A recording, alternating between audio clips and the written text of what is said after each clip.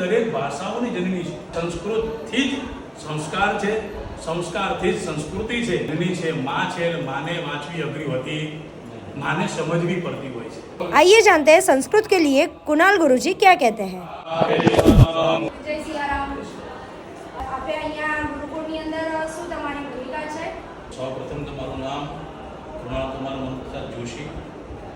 છાત્રો અહીંયા મને પ્રેમથી વેદ ગુરુજી કહીને બોલાવે છે.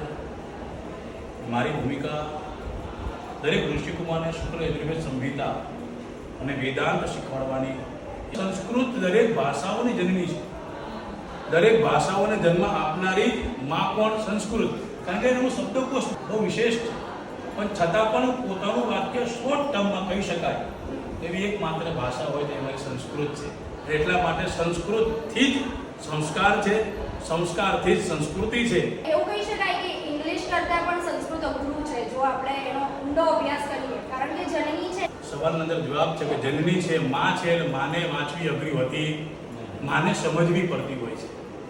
એકવાર તમે સંસ્કૃત ભાષાને સમજી જાઓ ને તો સરળતાથી તમને ગ્રહણ થઈ જાય. અને અમારે બહુ કહેવાય છે કે બ્રાહ્મણોના લોહીમાં જ સંસ્કૃત હોય, એને સંસ્કૃત ભણાવવાની જરૂર નથી. બસ એના શરીરમાં જે રહેલી હોય છે એના માધ્યમથી જાગૃત કરવા માટેની કોઈ વિદ્યાલય હોય તો વાસુદેવ સંસ્કૃત મહાવિદ્યાલય.